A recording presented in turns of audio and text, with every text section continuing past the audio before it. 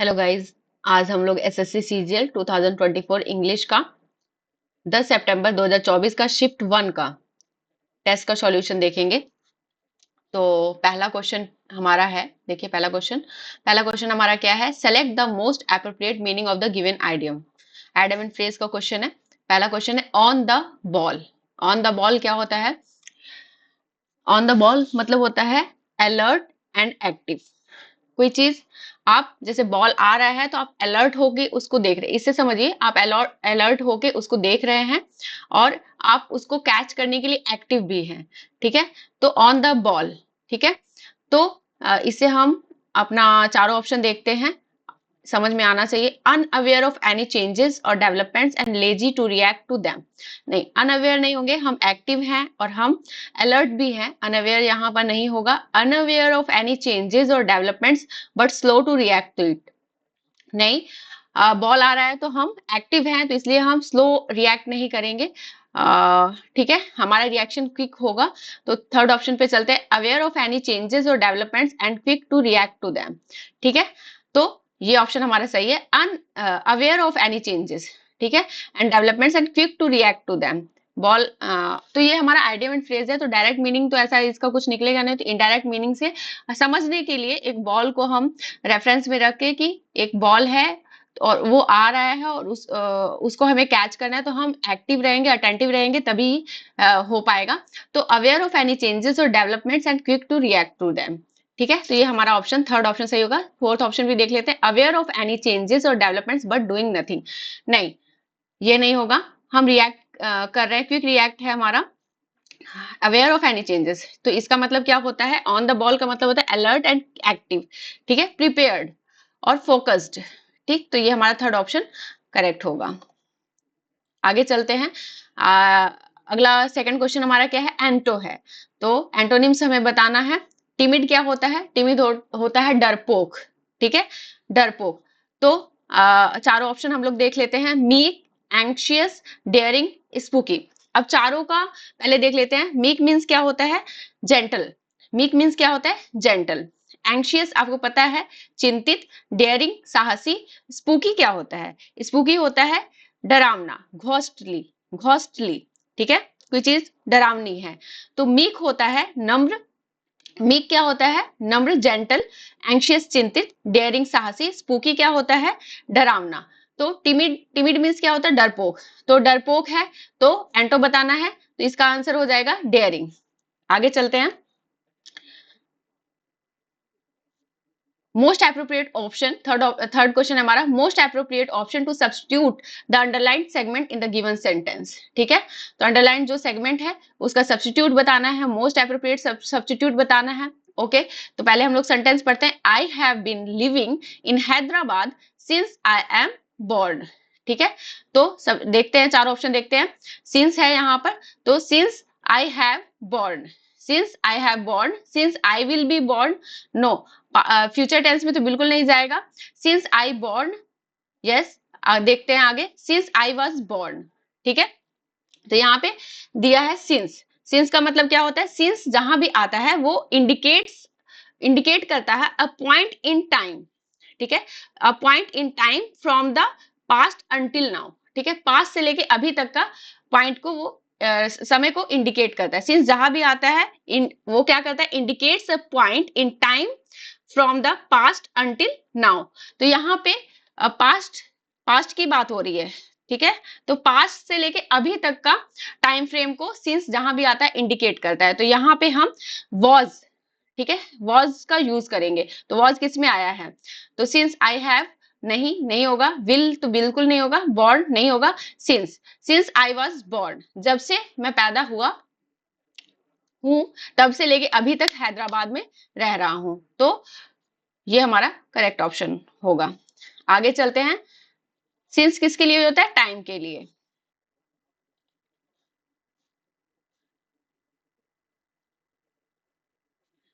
Fourth question है हमारा, the following sentence contains a word with spelling error. ठीक है, स्पेलिंग एरर बताना है हमें। ओके, सेंटेंस पढ़ते हैं। he has to be conscious of his public manners as he is a descendant of a reputed family in this region. अब देखिए he has to be conscious, conscious हमारा ठीक है। अब देखिए इन लोगों ने खुद ही दे दिया है कि गलत क्या है, ये हमारा गलत है, ठीक है। तो इसमें हमें देखना है सही ऑप्शन क्या होगा। एरर है और यहाँ पे एरर है, तो इन चारों में से देखना है सही ऑप्शन क्या होगा। तो डिसेंडेंट मीन्स क्या होता है, डिसेंडेंट मीन्स होता है वंशज, ठीक है। डिसेंडेंट मीन्स क्या होता है, वंशज। तो हम लोग स्पेलिंग देख लेते हैं, DISSEN नहीं, यहाँ पे क्या हो जाएगा, DANT, डिसेंडेंट में DANT आता है, तो जिसमें ANT है देख लेते हैं, ये दोनों ऑप्शन कट जाते हैं, तो ये वाला देखते हैं, S तो आएगा, ठीक है। तो ये वाला ऑप्शन हमारा सही होगा। आगे चलते हैं, one word substitution. One word substitution, a small group of people who spend their time together and do not welcome other people into that group।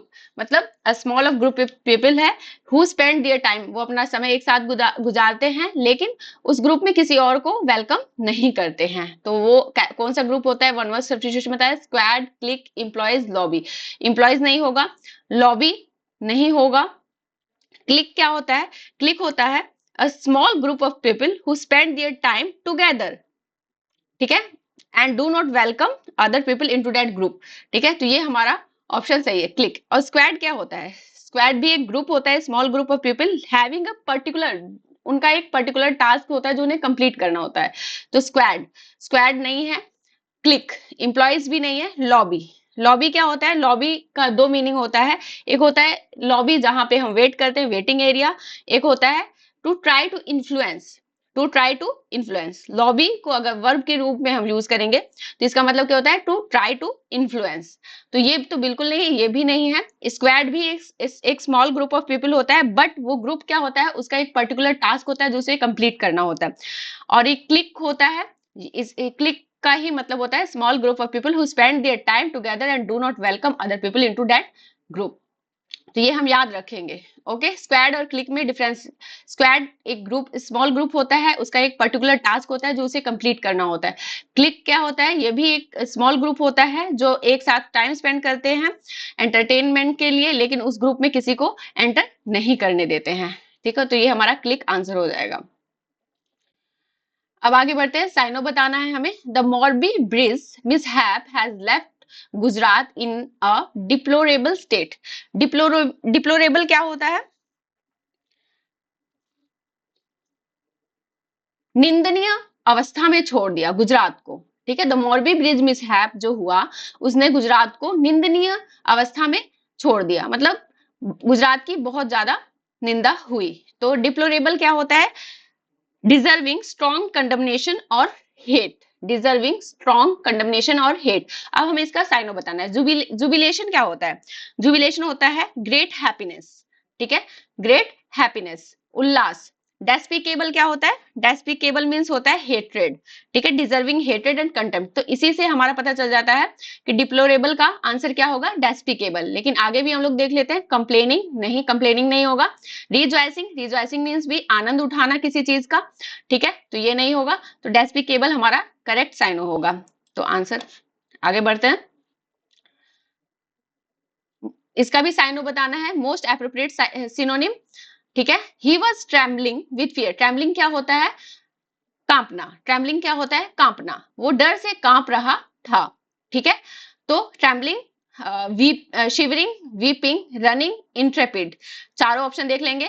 तो शिवरिंग का मतलब आप लोग को पता है, ट्रेम्बलिंग कांपना होता है, वीपिंग रोना, रनिंग दौड़ना, इंट्रेपिड क्या होता है, इंट्रेपिड होता है फियरलेस एडवेंचरस, ठीक है, बिना डरे कोई साहसिक कार्य करना। इंट्रेपिड क्या होता है, बिना डरे कोई साहसिक कार्य करना, ठीक है। तो इसका ये तो नहीं होगा, आप डर से कांप रहे हैं, तो ये तो इसका एंटो हो जाएगा। तो शिवरिंग, ट्रेम्बलिंग का क्या हो जाएगा, शिवरिंग। आगे बढ़ते हैं, अब बताना है, the following sentence has been split into 4 segment, 4 segment है और उसको उसमें ग्रामेटिकल एरर है, तो हम लोग आगे बढ़ते हैं। After the concert was over, they go to a restaurant, had dinner together and talked until midnight, okay। पढ़ते हैं हम लोग, after the concert was over, concert खत्म हो गया था, दे गो टू अ रेस्टोरेंट, नहीं, तो यहाँ पे पास्ट है तो यहाँ भी हमारा पास्ट यूज होगा। ठीक है, तो हमें सेकंड सेगमेंट में ही हमें आंसर मिल जाता है। आगे भी पढ़ लेते हैं, had dinner together, yes, and talked. देखिए पूरा सेंटेंस हमारा पास्ट में है तो यहाँ भी हमारा पास्ट यूज होगा, यहाँ पे हो जाएगा they went to a restaurant. आगे पढ़ते हैं, वन वर्ड सब्स्टिट्यूशन बताना है हमें। A person who sells and arranges cut flowers. ठीक है, a person who sells and arranges cut flowers, तो सिंपल ही है, बहुत सिंपल है। हॉर्टिकल्चरिस्ट, नहीं, जो बागवानी करता है। बॉटनिस्ट, वनस्पति शास्त्री होता है। गार्डनर, माली होता है। फ्लोरिस्ट, अब ये सब है बागवानी से संबंधित है, पेड़ पौधों से ही संबंधित है, लेकिन जो फूलों को बेचता है और उनको बेचने के लिए अरेंज करता है उसको क्या बोलते हैं? फ्लोरिस्ट बोलते हैं।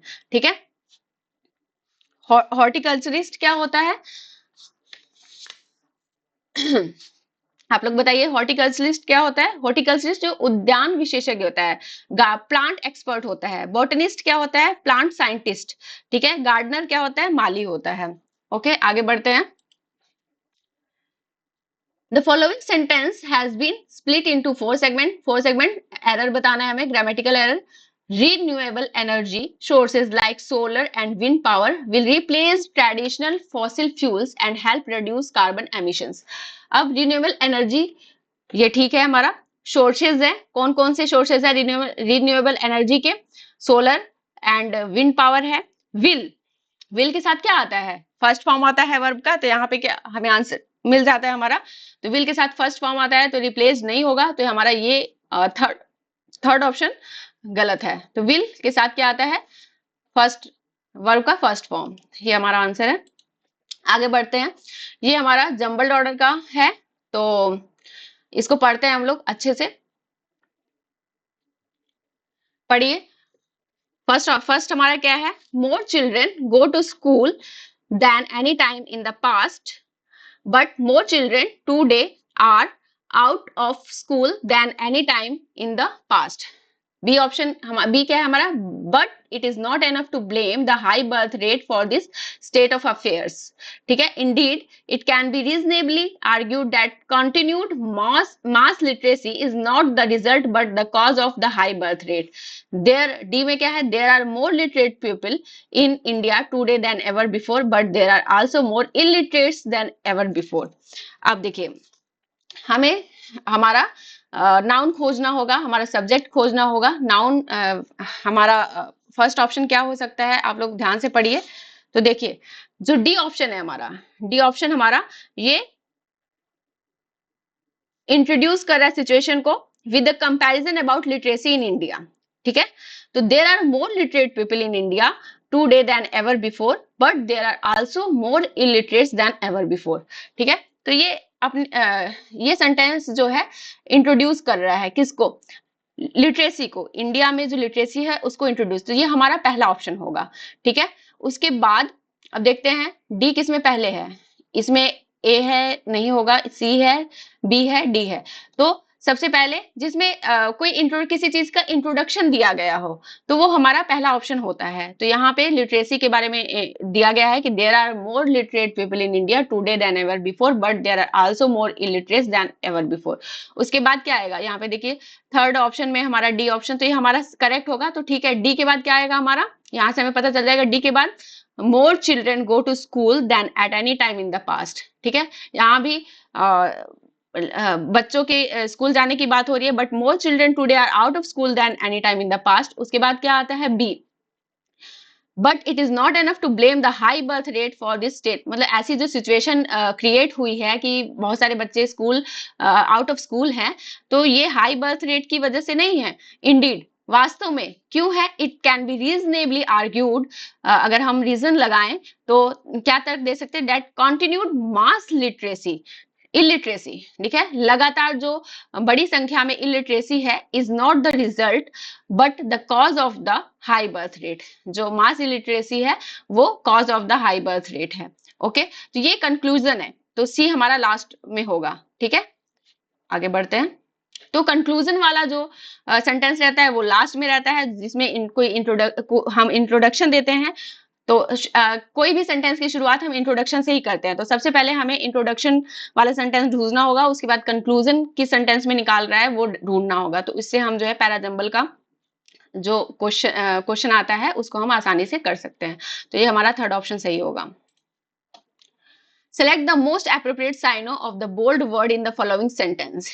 ठीक है, बोल्ड वर्ड में क्या है, साइनो दिया हुआ है, इसको हमें बताना है, साइनो बताना है। ठीक है, alleviate, he tried to alleviate the sufferings of his neighbours. Sufferings क्या मतलब, दुख, पीड़ा, पेन को कम करने की, एलिविएट मतलब कम करना, कम करने की कोशिश की। एलिविएट मीन्स होता है कम करना। ओके,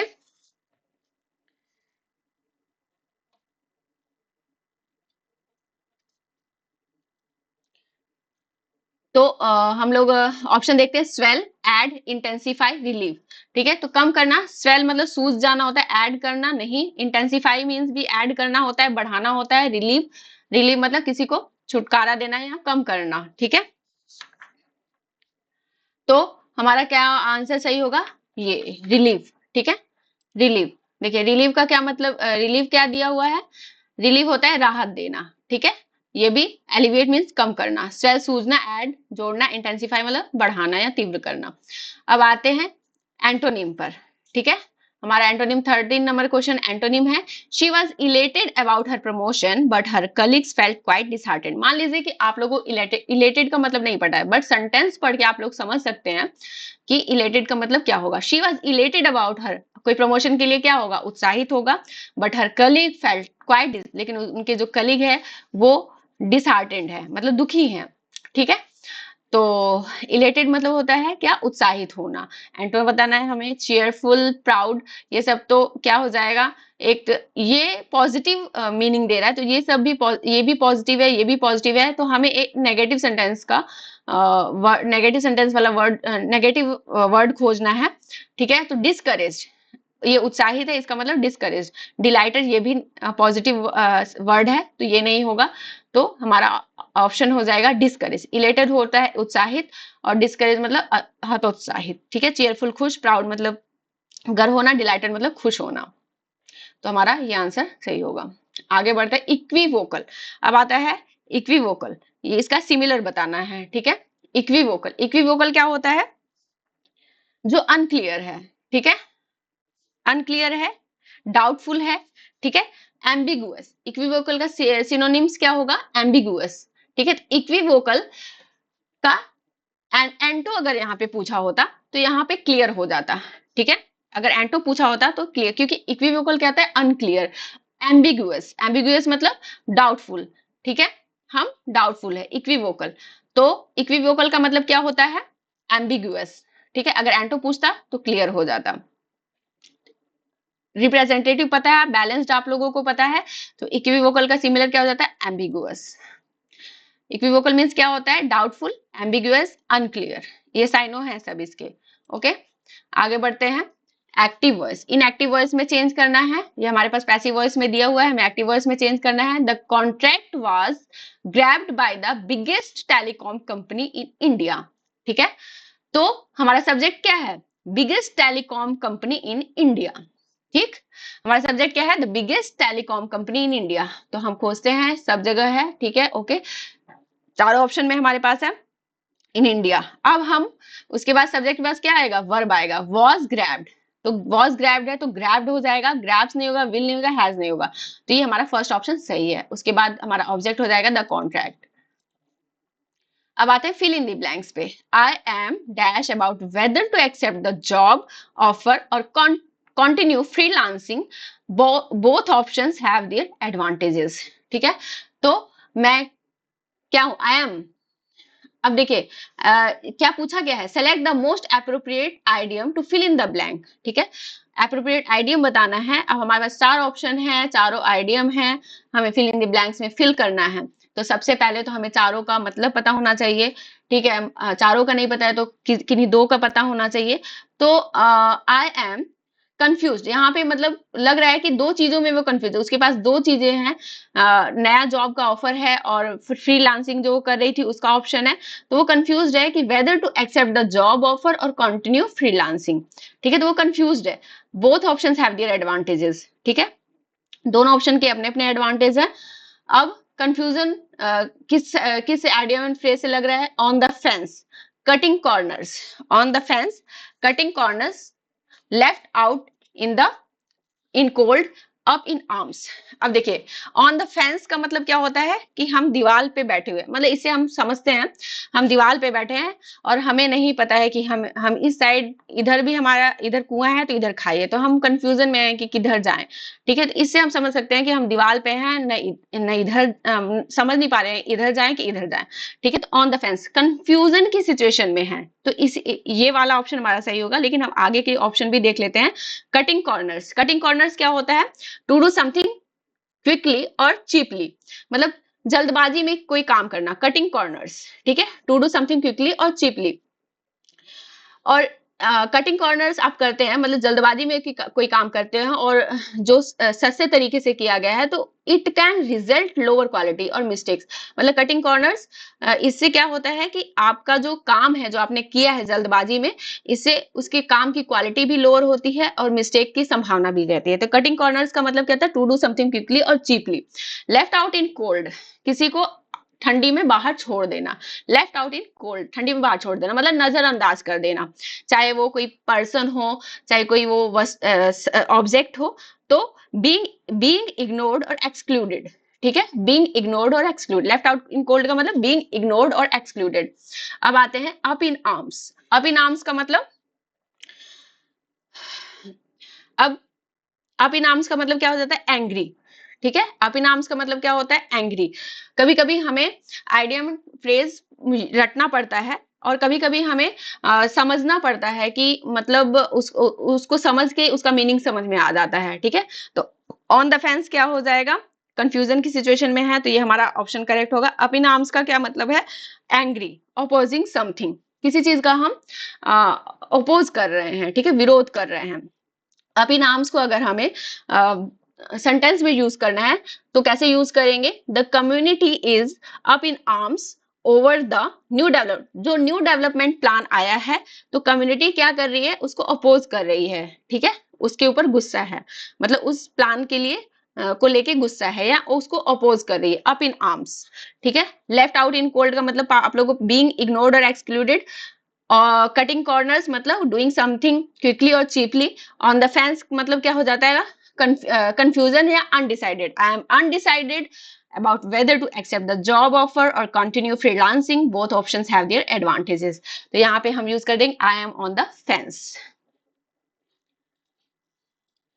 आगे बढ़ते हैं। वन वर्ड सब्स्टिट्यूशन बताना है। Government by the officials.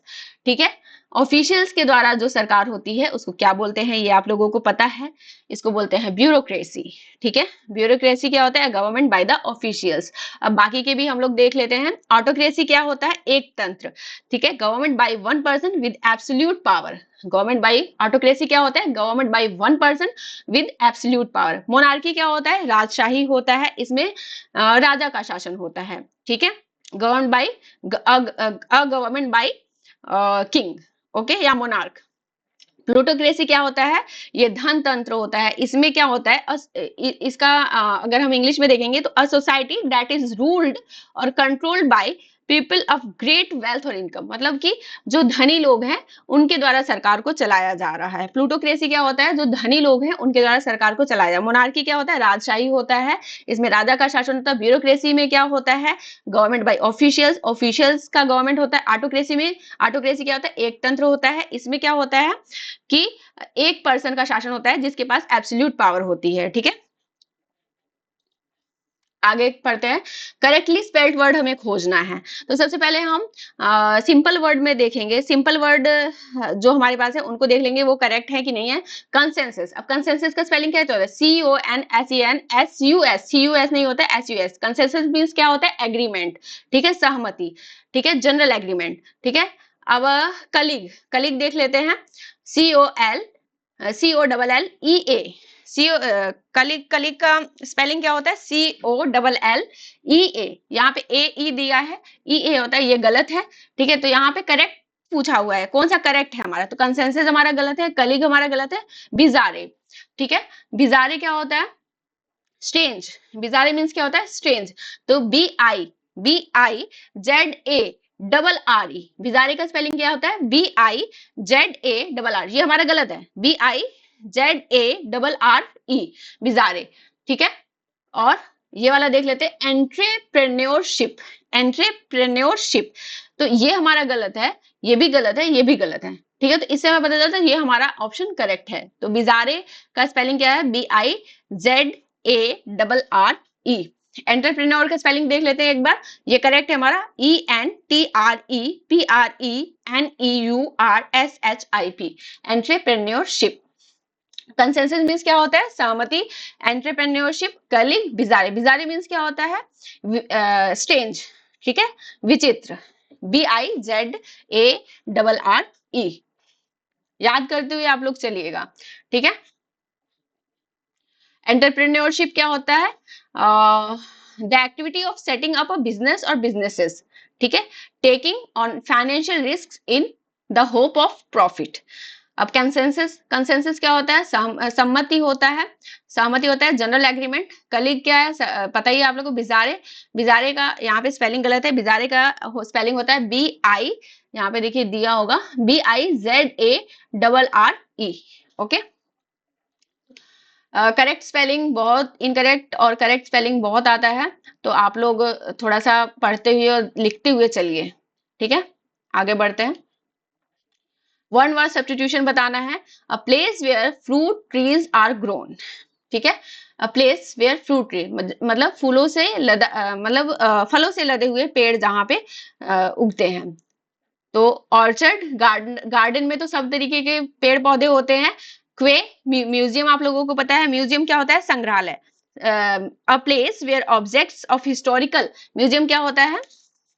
A place where objects of historical, scientific, artistic, cultural or significance cultural significance are preserved and displayed, मतलब जहां पर ऐसी चीजें रखी जाती हैं जैसे historical, scientific, artistic, cultural significance की चीजें जहां पर रखी जाती हैं और उनको प्रिजर्व किया जाता है, डिस्प्ले किया जाता है। तो म्यूजियम क्या होता है? जहां पर ऐसी चीजें रखी जाती है हिस्टोरिकल सिग्निफिकेंस की, साइंटिफिक सिग्निफिकेंस की, आर्टिस्टिक, कल्चरल सिग्निफिकेंस की चीजों को प्रिजर्व और डिस्प्ले किया जाता है। क्वे क्या होता है? क्वे मीन्स होता है घाट, जैसे क्वे मीन्स क्या होता है? घाट, जैसे पोर्ट, ठीक है, या हार्बर, इसका कई सारा सिनोनिम है, पोर्ट, हार्बर, डॉक। क्वे का मतलब हिंदी में इसको घाट बोलेंगे, और कई सारा इसका सिनोनिम है, पोर्ट, हार्बर, डॉक, ठीक है। गार्डन का मतलब गार्डन में तो बहुत हर तरीके का फूल पौधा, मतलब फूल भी वहां होते हैं, वहां फल भी हो सकता है, तो गार्डन तो मिक्सअप हो गया। ऑर्चर्ड जो होता है, ऑर्चर्ड में क्या होता है? ये फलदार पेड़ों का बाग होता है, ठीक है। तो यहाँ पर केवल आपको फल मिल, ऑर्चर्ड में केवल आपको फ्रूट्स मिलेंगे, ठीक है। तो ये हमारा ऑप्शन सही होगा। एक्टिव वॉइस, इन एक्टिव वॉइस में चेंज करना है, 20 नंबर का हमारा क्वेश्चन है, एक्टिव वॉइस में चेंज करना है। अब देखिए, by whom was grammar taught to you, by whom was grammar taught to you. अब देखिए हमें बाय हुम आया तो हु जरूर आएगा, ठीक है, हु जरूर आएगा। तो डिड, यहाँ पे डिड कट जाएगा। You were taught grammar by whom, नहीं, ये नहीं होगा। बाय हुम हमेशा जहां पर है तो वहां पे हु पहले ही आता है, ठीक है, हु पहले ही आता है, उसके बाद हमारा वर्ब आएगा। तो ये कट जाएगा, ये कट जाएगा, ये भी कट जाएगा, क्योंकि यहाँ पर नहीं, ये वाला गलत है हमारा, ये वाला ऑप्शन ठीक है। क्यों? क्योंकि बाय होम से हमारा हु हो जाएगा, वॉज टॉट यहाँ पे दिया हुआ था, टॉट यहाँ पे हो जाएगा यू ग्रामर, ठीक है। तो ये हमारा, देखो, हु हमारा सब्जेक्ट है, टॉट हमारा वर्ब है, और यू यहाँ पे हमारा ऑब्जेक्ट है, ठीक है। ये हमारा ऑप्शन सही होगा। आगे बढ़ते हैं। ये हमारा कॉम्प्रहेंशन है, क्लोज टेस्ट है। तो कॉम्प्रहेंशन क्लोज टेस्ट हम लोग पढ़ते हैं। तो क्या बोला है? The third national wild life action plan for 1731 underlining India's plan for wild life conservation was unveiled the global wild life programme conference, ठीक है। The plan recognizes dash addresses concerns pertaining to climate changes and its impact on the wildlife. The plan details the importance of ecosystems for food production, health, and other aspects of dash survival and sustainable development. It also emphasizes preservation of genetic dash and sustainable utilization of species and ecosystems, which has direct bearing on our scientific advancements and support to millions of rural communities. The plan underscores rehabilitation of threatened wildlife species in dash inland, aquatic, coastal, and marine ecosystems while conserving their habits. पूरा पढ़ लिया हम लोगों ने. अब आगे देखते हैं. और फिल इन द ब्लैंक्स करना है हमें. The third national wild life action plan for 1731 underlying means क्या होता है? Underlying India's plan for wildlife conservation was unveiled at the Global Wildlife Program Conference. ठीक है, तो unveiled के साथ क्या आएगा? Unveiled के साथ unveiled का मतलब होता है अनावरण करना, किसी चीज का अनावरण करना. ठीक है, तो उद्घाटन करना. तो unveiled कहां पर unveiled किया? तो global wild life programme conference में. तो यहाँ पे हमारा ऑप्शन क्या हो जाएगा? अब देखिए, फॉर के लिए इन ये नहीं होगा टू. तो किसी स्थान पर कोई चीज हम अनवेल कर रहे हैं तो वहां पे एट किसके लिए यूज होता है? प्लेस के लिए यूज होता है. ठीक है, तो unveiled at the global wild life programme conference. बहुत ज्यादा पढ़ने की जरूरत नहीं है. Unveiled at the global wild life, तो ये सिंपल क्वेश्चन है. कहां पर अनवेल्ड हुआ? The global wild life programme conference. At किसके लिए यूज होता है? प्लेस के लिए. तो एट. अंडरलाइन का मतलब मीनिंग आप लोग बताएंगे मुझे कमेंट सेक्शन में. अंडरलाइन का यहाँ पे क्या मीनिंग है? ओके, आगे बढ़ते हैं. द प्लान रिकॉग्नाइजेज, ये वर्ब है. ठीक है, प्लान क्या करता है? रिकॉग्नाइज करता है. एंड एड्रेसेस, अब देखिए अपने आप ही समझ में आ रहा है, यहाँ पे कंजंक्शन यूज होगा. ठीक है, दो वर्ब है, दोनों को जोड़ना है. आगे बढ़ते हैं, दोनों को जोड़ना है. दो वर्ब है यहाँ पे दिया, द प्लान रिकॉग्नाइजेज एड्रेसेस. दो वर्ब है यहाँ, दोनों को जोड़ना है, तो हमारा कंजंक्शन यूज होगा. To addresses. The plan recognises to addresses नहीं. एंड यस, एंड होगा. इन एड्रेसेस, फॉर एड्रेसेस नहीं. तो यहाँ पे कंजंक्शन क्या हो जाएगा हमारा? एंड हो जाएगा. आगे बढ़ते हैं. The plan details the importance of ecosystem. Plan detailing करता है किसका? इकोसिस्टम का इंपॉर्टेंस का. For food production, health and other aspects. ठीक है,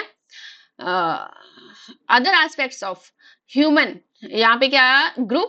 ग्रुप का सर्वाइवल, स्पीसीज का सर्वाइवल. यहाँ पे हम पूरा ह्यूमन का सर्वाइवल का बात कर रहे हैं. Human survival and sustainable development. ठीक है, तो पूरा ह्यूमन का हम लोग सर्वाइवल और सस्टेनेबल डेवलपमेंट की बात कर रहे हैं. तो ये हम मतलब हम लोगों को आसानी से समझ में आ जाएगा कि ग्रुप और स्पेसीज या ब्रीड का हम लोग सर्वाइवल का बात नहीं कर रहे हैं, ह्यूमन सर्वाइवल का बात कर रहे हैं. ठीक है, आगे बढ़ते हैं. It also emphasises preservation of genetic. ठीक है, इट आल्सो, ये किस पे जोर देता है? Preservation of genetic. ठीक है, जेनेटिक क्या? कंफ्लिक्ट नहीं. डाइवर्सिटी, फोकस नहीं होगा. जेनेटिक फोकस नहीं होगा, रिजेक्शन नहीं होगा. तो genetic diversity. It also emphasizes ये जो प्लान है, the plan details the importance of ecosystem for food production, health and other aspects of human survival and sustainable development. और ये किस पे जोर देता है? It also emphasizes preservation. अलग अलग जो जेनेटिक डाइवर्सिटी है उसको हमें संरक्षण देना है. ठीक है, उसको हमें संरक्षण देना है. तो जेनेटिक डाइवर्सिटी को हमें संरक्षण देना है. ठीक है, आगे फिर आगे बढ़ते हैं. द प्लान अंडरस्कोर्स, ये हम नहीं पढ़ेंगे. आगे हम जहां पे हमारा दिया, the plan underscores rehabilitation of threatened wild life species dash inland, aquatic, coastal and marine ecosystems while conserving their in habitats. Habitats मतलब जो रहने वाले होते हैं. ठीक है, living. The plan underscores rehabilitation of threatened wild life species. ठीक, dash. अब इसमें थ्रेटेंड वाइल्ड लाइफ स्पीसीज में कौन कौन इंक्लूडेड है? इनलैंड, एक्वेटिक, ठीक है, कोस्टल एंड मैरीन इकोसिस्टम्स.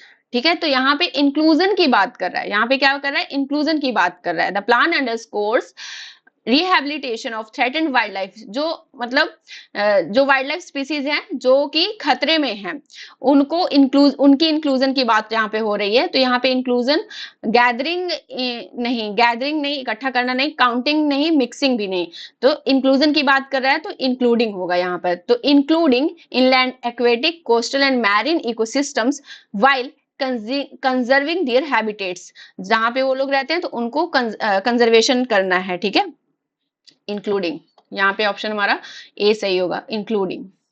ठीक है, तो आज के 25 क्वेश्चन हम लोगों ने कर लिए हैं, तो आई होप आप लोगों को समझ में आया होगा। क्लोज टेस्ट में थोड़ा सा आप लोग क्लोज टेस्ट को अच्छे से पढ़िए और उसको पहले हिंदी समझने की कोशिश करिए, उसके बाद आप लोग उसको आसानी से कर पाएंगे। ओके, जो भी आप लोगों का डाउट रह जाता है तो आप लोग उसको कमेंट सेक्शन में जरूर बोलिएगा, तो उसको हम सॉल्व करने की कोशिश, या कुछ भी गलती होती है तो उसको आप कमेंट सेक्शन में जरूर बताइएगा, उसको आगे सुधारने की कोशिश की जाएगी। Okay, thank you.